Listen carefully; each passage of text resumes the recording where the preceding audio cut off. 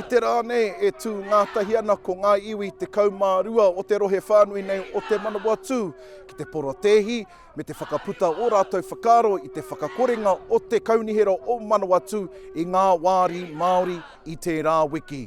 Anei rā ko te tangi o ngā iwi ko te haere ake nei. Ko te auhi me te huamo, koira i rongo wai a ngākau ki te toko maha o ngā kaumātua pakeke me ngā tamariki mokopuna anō hoki i tai tautoko i te hīkoi porotēhi kia whakatū ai ko ngā wāri Māori ki te Kaunihera ārohe o Manawatū. Ko te Manawatū haki o te iwi tara nei, me mautonu. Hāpopo, ko ngā moe a mātou tamariki mokopuna, pupuri, kawe ake, ki roto, ki tua. I whakatūngia ai te hīkoi nei, nā runga i te whakatau a ngā marae o te Manawatū, kia haukotihia tā rātou hononga ki te Kaunihera, i te whakakorenga a te Kaunihera, ki te tautoko i te whakatūnga mai o ngā wāri Māori. Nei rā mātou ngā iwi o te reureu, mātou ngā iwi o ngā tikau whata, ngā wehe ngā no o hine puhi awe, tai atuana ki ngā raurangi maunga o ruahine, o tararua, ka haere atu anō ke ngā pito taha o a mātou rohe.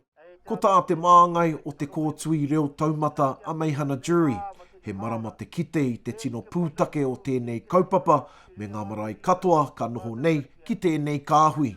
Tino kore nei mātou whakai kia whakakorengia te wāhi ki te tahi tūranga Māori i runga i te Kaunihera o Manawatū. Koira te tino pūtake, ko te tino hua kua puta mai ara, ko te tini, ko te mano o te iwi Māori, ngā kāriti, ngā kura, ngā kaumātua, pakeke, tamariki mokopuna, i runga i te ngā kaunui mo te mana me te Māori o te iwi kāinga. E ki te mai ana te hunga rangatahi i te hirahiratanga o tēnei hīkoi me tōna hāngai atu ki tō rātou a pōpō. Nā tō mātou whakakotaitanga i tēnei rā. Ai. Kua haere mai tātou ki te tautoko i ngā iwi, ngā hapu, ngā marae hoki o te rohe nei o Manawatū.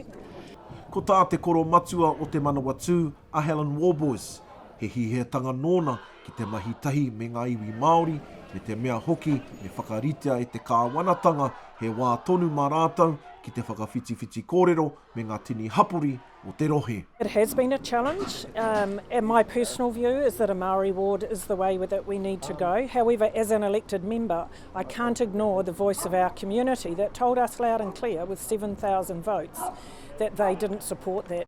I roto i te toru te kau ngā tau o te Kaunihera, ko tahi anake te Māori i tū ki tōna kāhui, he āhuatanga mō rea ki enei o ngā mema paremata o te rohe, me te kiatu, me kāti ngā tāmitanga ki a ngai Māori. Mena ka āhei te reo o te Māori ki rungi nā mana whakahaere, he oranga tērā mo te kato, tērā te pōhehe o tēnei Kaunihera. Kare rātou te tiro te oranga o te Māori, me ona mā tauranga ki rotu o tō rātou nei Kaunihera. Therein lies the issue, isn't it? Is that, and even more the hypocrisy that they've allowed rural wards.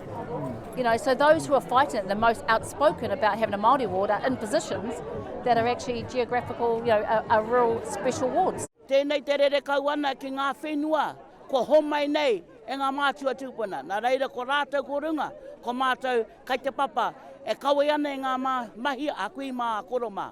I tukana e ngā iwi i tētahi mōtini ki te Kaunihera, he whakatēpū anō tēnei take ki mui te aroaro i mua i te mutunga o Haratua.